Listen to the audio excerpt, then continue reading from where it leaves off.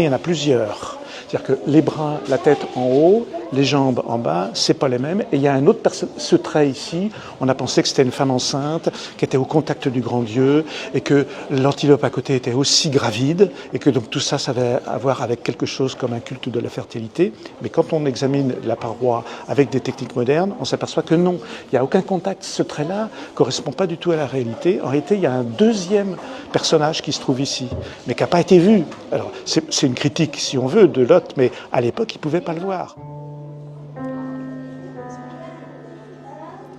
Notre esprit est fait de telle manière que quand on voit une image, on a envie de l'interpréter, on a envie de lui donner du sens, on ne peut pas s'en empêcher en fait, de voir quelque chose d'autre derrière l'image, de lui donner du sens. Voilà.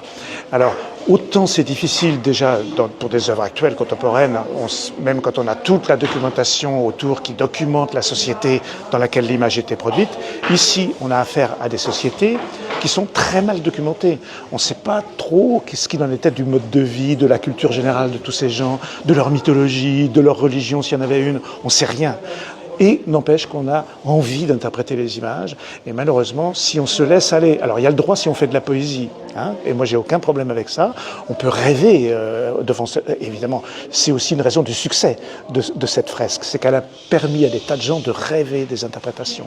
Mais si on veut faire une œuvre scientifique, il faut se garder de ça. C'est un autre moment, disons, ça peut être les mêmes personnes, mais un autre moment où on essaye d'abord de déterminer ce qu'on voit vraiment. Et quelles sont les superpositions? Est-ce que tout ça c'est synchrone? Est-ce que ça appartient à la même culture? Les pigments, d'où viennent-ils? Est-ce qu'on peut les dater? Vraiment quelque chose de proprement archéologique, comme avec n'importe quel autre objet archéologique. Mais dans art préhistorique, il y a aussi art.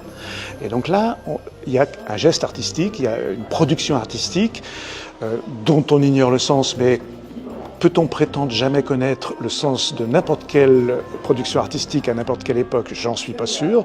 Celle-là, pas plus qu'aucune autre. Et donc, on est du côté de l'art et ça ouvre la porte vers la rêverie, l'interprétation et la délectation. Une œuvre d'art, on s'en délecte et c'est largement suffisant si on veut.